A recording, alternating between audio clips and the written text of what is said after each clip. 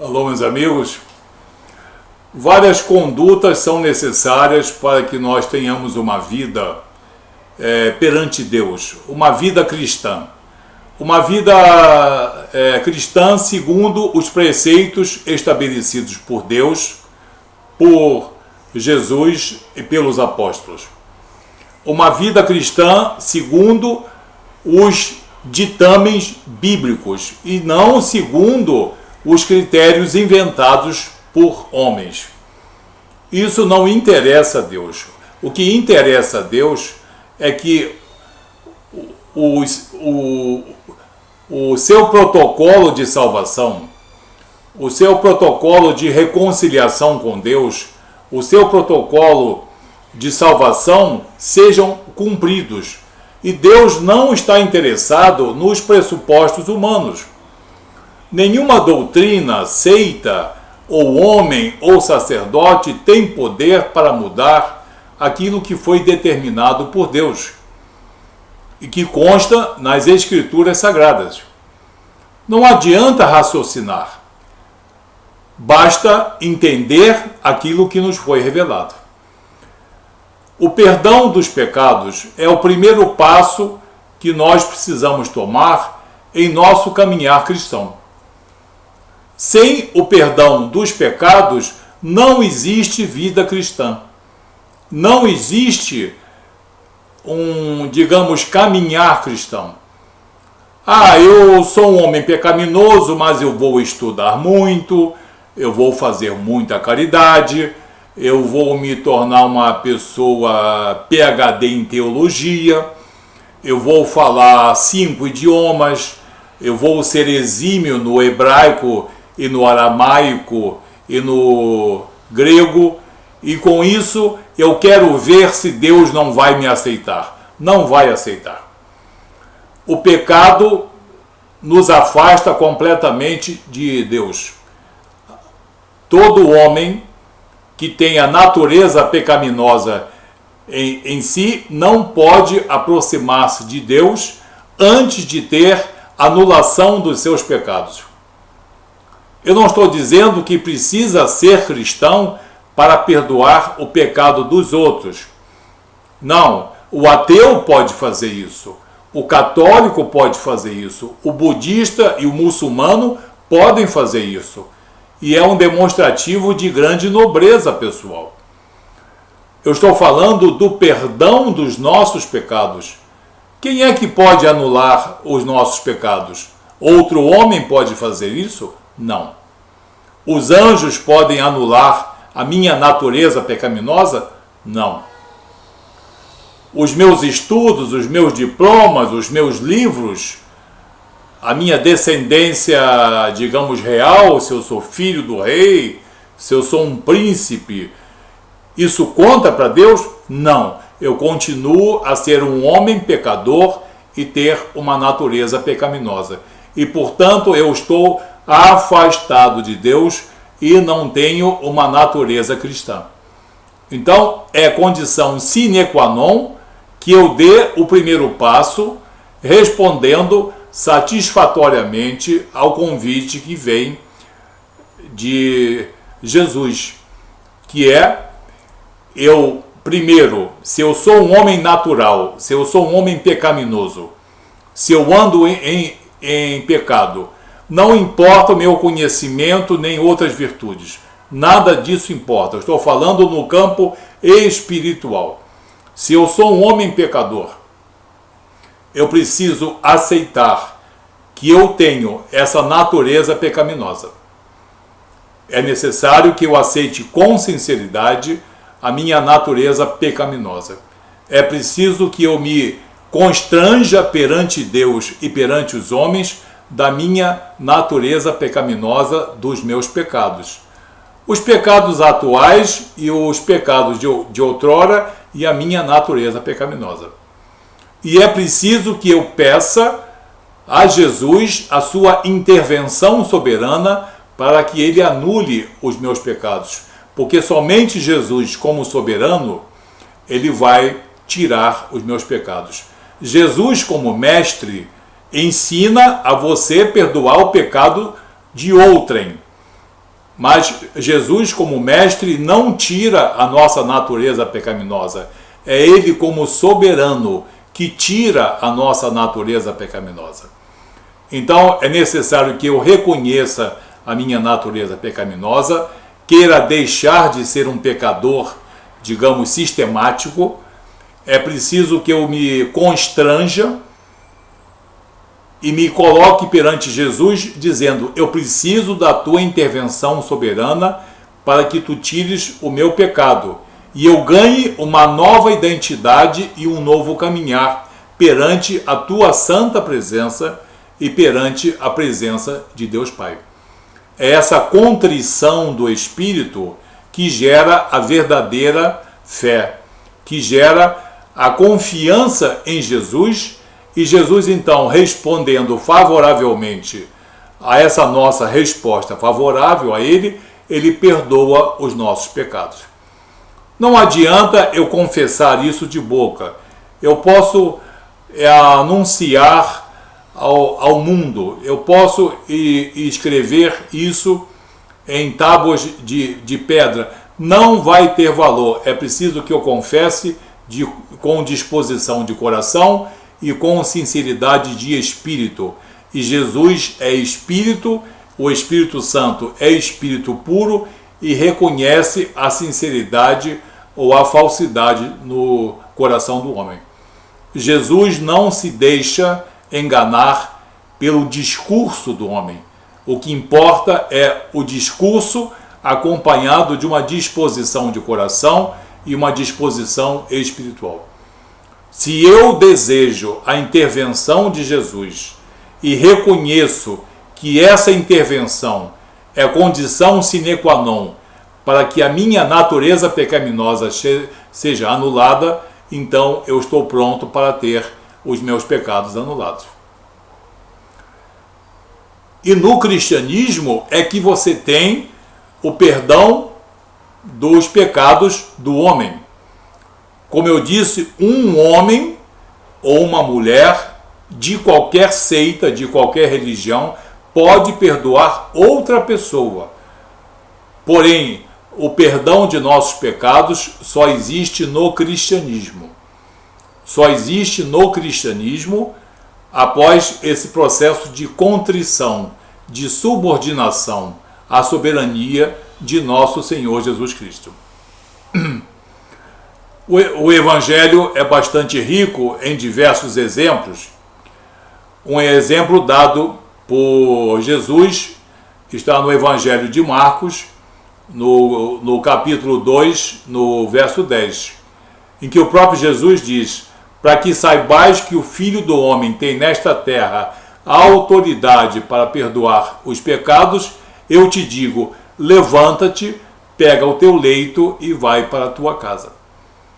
Então Jesus disse: eu tenho poder de perdoar os pecados. Nós temos o caso de João Batista, no Evangelho de João, capítulo 1, no verso 29. Quando João Batista viu a Jesus, creio que pela primeira vez, ele diz: eis o Cordeiro de Deus que tira o pecado do mundo.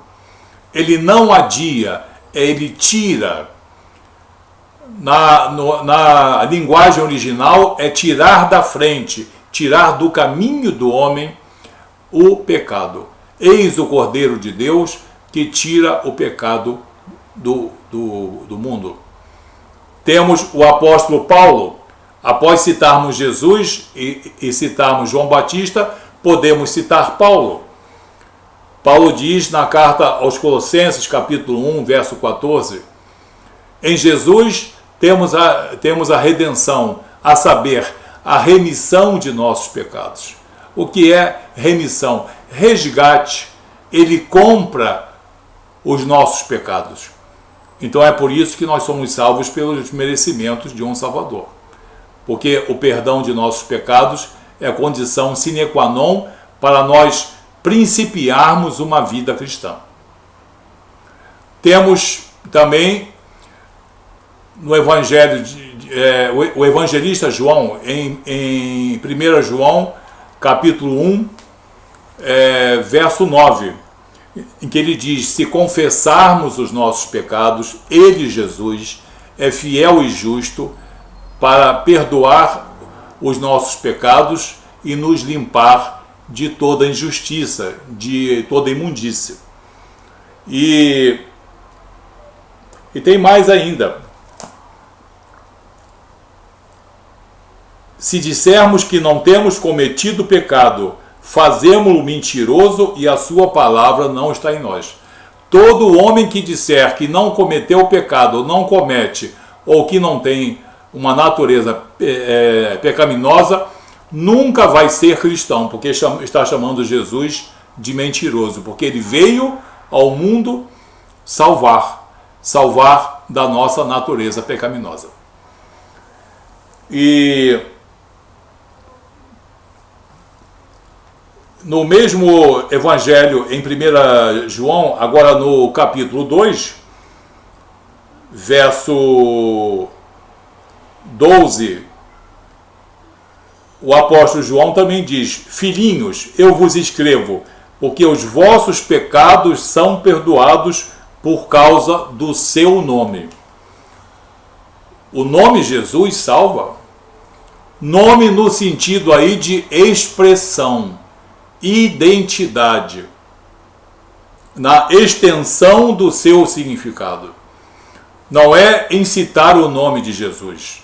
Citar o nome de Jesus, até os demônios citam.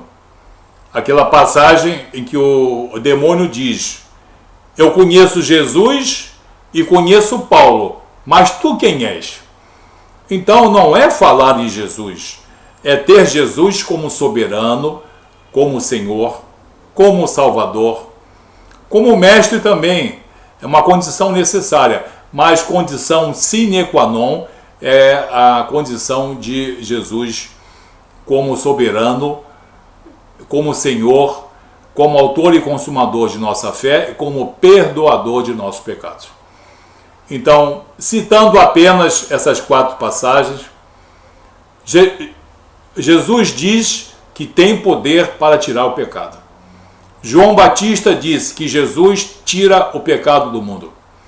Paulo diz que na remissão de nossos pecados nós temos a redenção por intermédio de Jesus. E o evangelista João diz em 1 João capítulo 1, verso 9, que se confessarmos os nossos pecados, ele, Jesus, é fiel e justo para perdoar os nossos pecados e nos livrar de toda injustiça, de toda imundícia. Então, no cristianismo existe sim perdão dos pecados, nesta vida que nós temos.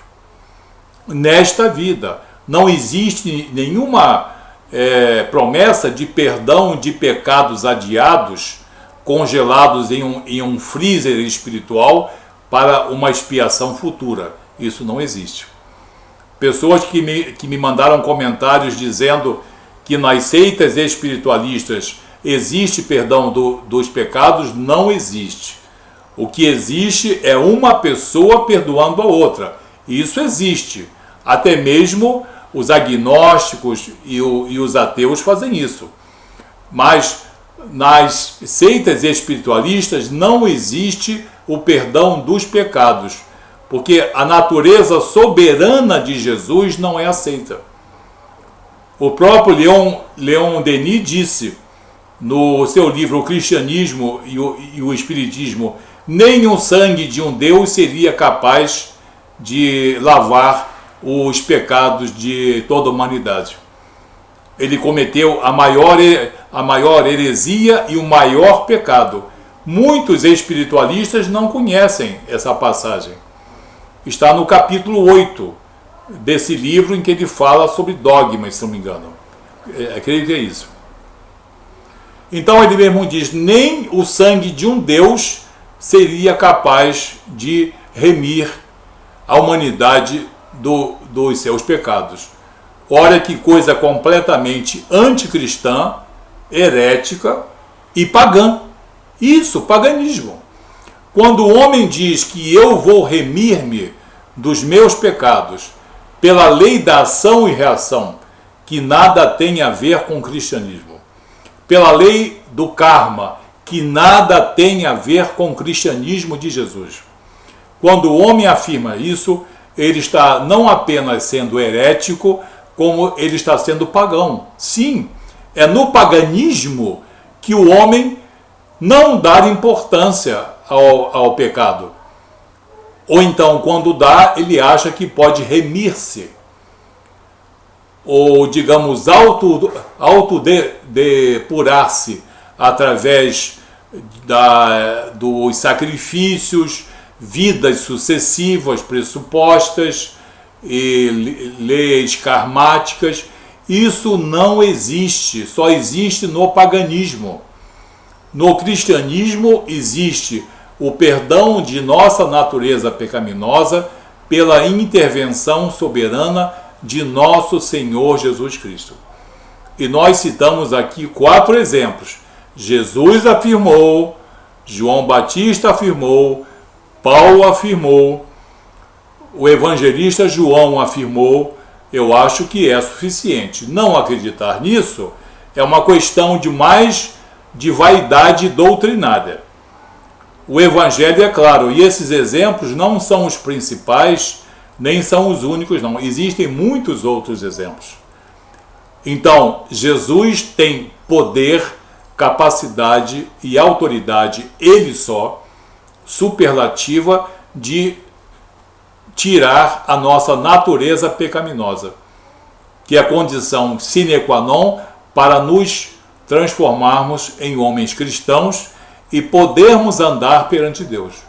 Agora, nesse caminhar perante Deus, vem os méritos humanos, os méritos morais, os méritos espirituais que precisam ser desenvolvidos, as boas obras, os frutos do Espírito, sim, a disciplina pessoal, por que não dizer a ciência, a própria, digamos, erudição em todas as coisas. Porém, isso é um estágio posterior, secundário. Sem o perdão de nossos pecados, não existe caminhar cristão. Muita gente diz, eu peco, mas eu estudo, eu faço caridade, eu dou esmola, eu faço penitência, eu uso silício na perna, no braço, eu me autoflagelo, eu faço jejum. Não adianta. No cristianismo isso não existe. Eu estou falando de cristianismo. Então, meus amigos que mandaram comentários de que existe perdão dos pecados nas seitas espiritualistas, não existe. Porque esses espiritualistas estariam negando as suas próprias bases doutrinárias, que são a lei da ação e reação e a lei do karma. Né? Nós fizemos um vídeo aí falando de que maneira se pode anular o karma, fazendo uma apreciação. Não que eu creia nisso, porque não existe isso. Isso aí é um pressuposto milenar que vem lá do Oriente e nada tem a ver com o cristianismo. Tudo que acontece com o homem cristão, como tudo que acontece com o homem que não é salvo, acontece nessa vida, uma única vida. Hebreus 9, 27 e 28. Ao homem é concedido viver uma só vez, vindo depois o juízo. Uma só vez, assim também como por uma só vez, Jesus Cristo ofereceu-se em holocausto perfeito e perfeito e perpétuo pelos nossos pecados. Então, no cristianismo existe perdão de nossa natureza pecaminosa, única e exclusivamente pela intervenção soberana de nosso Senhor Jesus Cristo, independente de nossas obras, independente de nossos méritos, de nossos cilícios, de nossos jejuns ou de nossa sabedoria. Amém? Que Deus abençoe a todos, em nome de Jesus. Vamos meditar nessa necessidade de intervenção soberana de Jesus em nossas vidas. E nada de autorremissão. Autorremissão dos pecados humanos, isso chama-se paganismo e nada tem a ver com Jesus. Amém?